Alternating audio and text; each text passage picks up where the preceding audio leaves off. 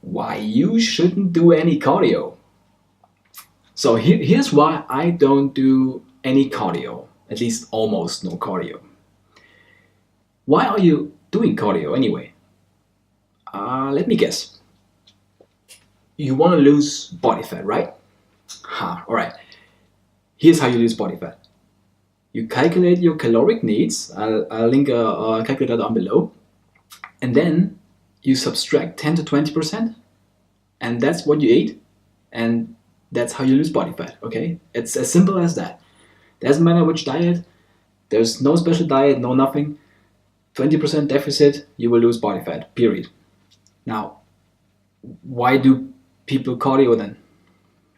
First of all, most people actually do cardio because they don't have a clue about nutrition. So they eat too much, right? And they don't know how to structure a diet plan. So they don't eat enough protein. Maybe they don't do any tracking at all. They don't even know what the fuck they're eating. And they don't watch their diet at all. And that's the main problem. 89% of how you look is your diet. So that's why people think, okay, I just go to the gym. I don't even care about the weights. I go to the treadmill and I walk or run or whatever for 60 minutes. And that's how I lose weight. Well, that might actually work, but only if you're in caloric deficit again. Right? So if you eat less than you burn, you lose body fat. If that's because you walked on a treadmill for 60 minutes, or if that's because you ate 100 calories less, well, it's up to you. But if it's up to me personally, I'd rather just eat a little bit better and not do 1 hour of freaking cardio because I fucking hate it, than do 1 hour of cardio. There are also other reasons why I don't do cardio. First of all, if you do cardio after your weight training, if you do weight training, it impairs muscle growth, which is like something I don't want to have. I don't want to impair my muscle growth, right? So if you want to do cardio, you should spread your workouts. So maybe weightlifting in the morning and cardio in the evening, or the other way around. You shouldn't do both right after each other. There's no really benefit. Actually, it's detrimental to your gains. Next thing is cardio it's sort of taxing on your body because you do it for a long time, and that releases cortisol, and cortisol hinders fat loss. It has all kinds of bad influences on your hormonal levels, and it makes it really hard for your body to get into a fat loss state. So cardio doesn't really help with that. Also, if you stop doing your cardio, so let's say you go on a treadmill for 60 minutes and you stop, what happens? You stop burning as many calories as you burned while you were on the cardio machine, right? If you do other kinds of cardio, for instance HIIT, high intensity interval training, you will actually increase the calories you burn throughout the day after you've done it. So even if you just go ahead and sleep all day, you will actually burn more calories while you sleep. You might actually burn less calories during the workout, but in general, like over the course of say 24 hours or the next 24 hours, you will actually burn more calories, which is very important. But back to normal cardio. Also, what's pretty bad with normal cardio is our bodies want to be efficient. Right? Our bodies like to be efficient because if they are inefficient, that means they burn too many calories, and that's, evolutionary speaking, not very good. Because if our bodies are inefficient and we get very little food, we die. So our bodies are like, oh, we should be efficient. So what are they doing? They go ahead and become more efficient at doing cardio. So say you burn, oh, by the way, if the machine says you burn 600 calories, or your app says you went for a run and it says, oh, you burned 600 calories in 1 hour, you did not burn 600 calories in 1 hour. No fucking way. I mean, unless you're 90 kilos ripped as a male, you did not burn so many calories. if it says for me, for instance, I'm currently at 15%, 84 kilos, which is like 185 pounds or something. If it says for me, I burn 300 calories, I think I burned actually 150 calories. I usually take half or maybe 2/3 of what it says. Because those machines can't know how many calories you burn. They just can't. They didn't weigh you. They don't know how much body fat you have, how much muscle mass you have. Maybe they don't know your heart rate, but even that is just like you need all the other things. They don't know your metabolism in general, your age, your gender, your hormonal levels, all that stuff. So it's just a very generic algorithm they use. And maybe there might be somebody out there that actually is perfectly suited to that algorithm, but you're probably not that person. So anyway, if it says X, it's probably X minus 50% or something, okay? Yeah, so efficiency.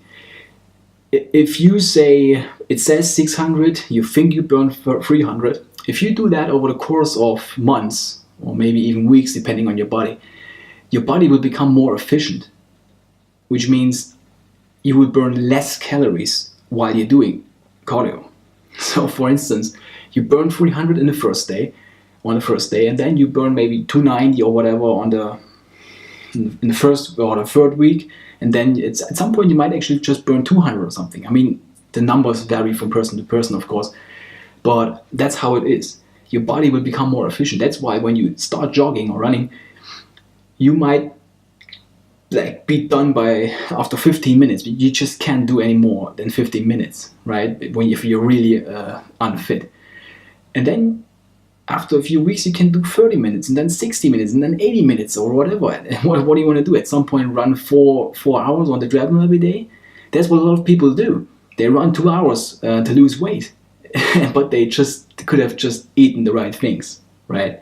So me personally, I just rather spend 2 hours doing God knows what than being on a fucking treadmill. So those are the reasons why I don't do any cardio for fat loss per se, or at least normal cardio. What I do is I do normal cardio once a week on my rest day, and only 30 minutes. And I'm not doing it for fat loss. I'm just doing it to get my metabolism, to wake it up. Or actually to wake up my whole body, because I always train right after I wake up. So if I have a rest day and I don't do anything in terms of fitness, I just feel sluggish all day. But I don't want to do any weights because it's a rest day. And that's why I go to the gym, I hop on the treadmill, put in a podcast or an audio book, and then I just walk. I literally walk at 5 kilometers an hour, which is literally like walking. And I do that for 30 minutes, and that's it. No intense cardio, no intense workout, just walking. I could just walk down the street if I want to, but that's easier for me. So I just walk on the treadmill. Hate it, but I get some information in, and I wake up, I go to the shower, and off to the races I am. So that's when I do cardio, normal cardio. Now let's talk about HIIT, high intensity interval training. Now I want to keep this video somewhat short. I'm already at quite a few minutes. HIIT is high intensity interval training, as I said, which means you have intervals between high intensity and low intensity. So for instance, you hop on a bike, on a stationary bike, or normal bike would work as well actually, and you do a very low intensity interval of say 2 minutes. So you just normal biking, like you would in a city, and then you do say 60 seconds of all out biking. You actually go a few levels up, so it becomes a little bit harder, and you push as fast as you can. Okay, and then you do low intensity again. And what that does is your body it will become a little bit more efficient, but not much. It's very hard for your body to become more efficient at interval stuff. Same with weightlifting. Weightlifting is sort of high intensity interval training as well, right? You lift, then you have a rest, and then you lift again. So your body can't really adjust to that. It doesn't know what the fuck's going on. Same with HIIT. It doesn't know, low intensity, awesome. Low intensity, oh fuck, high intensity again. Oh, low intensity again. All right, I see, low intensity. Oh man, it's a high intensity again. So it doesn't know what the fuck's going on, so it can't really adjust. Furthermore, as I said earlier in the video, your metabolism will ramp up during the course of the next 24 to actually sometimes 48 hours, depending on the person, usually 24 hours. So whatever you do in the next 24 hours, you will actually burn more calories in those 24 hours than if you would have without the HIIT. HIIT can also increase your muscle mass. If you do, for instance, sprinting on a bike, you will notice that your thighs and your quads will just burn, because it's actually really taxing on your muscles. So you can actually grow a little bit of muscle as well, especially if you do biking and stuff. Now, I personally wouldn't do it on a treadmill because it's just too much pressure on the joints. I prefer biking, and it's something I rarely use, but I use it for fat loss, and just only when I stall. So if I stall for a long time and I'm already down with my calories and I don't want to go any lower, or I just feel like, okay, this is a good point to stop going down with calories, and now I want to increase my cardio, I actually add cardio, because I don't do any cardio until I stall. And if I stall, I add one cardio session, one HIIT session per week. And if I stall then again, I will add another one, but never more than 2 per week. Never more than 2 per week. And only 20 to 30 minutes. So what you do is you start with low intensity to warm yourself up, say 2 minutes. Then you should start with, say, 60 seconds of all out. Then you do 120 seconds again, so 2 minutes. And then 1 minute, 2 minutes, 1 minute. And you do it for 20 to 30 minutes, not more. If you can do it for longer, then I heard people say, oh, I do HIIT for 45 minutes. Bullshit, it's not possible. If you do HIIT it's like, oh, I do a 1 rep max lift, but I do it 3 times. Like, how is that even possible? HIIT, by definition, you can't do it more than, say, 30 minutes tops. I do it for 22 minutes usually. And that's all I need. I do 1 minute warm up, and then 60 seconds low, 60 seconds high, and then 1 minute of cool down. That's 22 minutes. For 10 cycles. That's all I do, 22 minutes.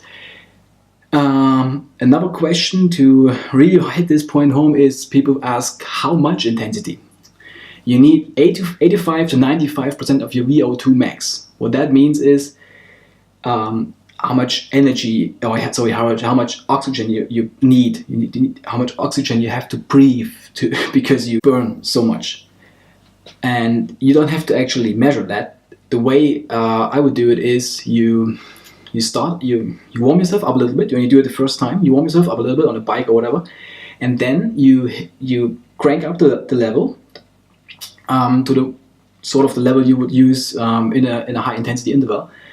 And you go all out as fast as you can. If you can talk 10 seconds in, you're not all out. If you can still talk to somebody 10 seconds in, you're not doing it right. You need to be like, right? And then you do it as long as you can. Seriously, go for it. Hit it. And if you until you really just have to stop, you can't do it for any longer. And then you see how long you did it, say 70 seconds, and then you go 10% less or 15% less. In that case, say you did it for 70 seconds and you couldn't do it any longer. You're wasted. So your high intensity interval would be 60 seconds. All right. So start with 120 seconds low, 60 seconds high, 120, 60, 120, 60. And then you work yourself towards equality. So 60 seconds on, 60 seconds off, which is what I do. And that's all you need to do. That's way better. You spend way less time.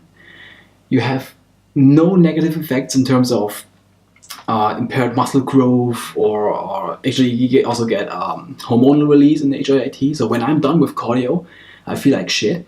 if I'm done with HIIT, I feel like shit while I'm doing it because it's hell. But once you're done, you feel like awesome because you get all those hormonal rushes and everything. So that's really nice of HIIT as well, and it's just better in every single way. Now you can do cardio, of course, if you're just doing it for the sake of your cardiovascular system. That's totally fine. That's why it's called cardio. So if you want to improve that, sure, right? But mainly for fat loss, stay away from it. You can add it at some point. Maybe like you say, you have a really long diet, really long cut, and you're already down with the calories. You already have 2 times HIIT per week. Then you can add 1 or 2 normal cardio sessions. But I would keep them very short, 30 minutes, maybe 40 minutes, and very low intensity, very low impact. Don't fuck yourself up. All right? I hope you like this video, and let me know what you think. Just hit me up with comments, and I would appreciate a subscribe button click. All right? See you next time.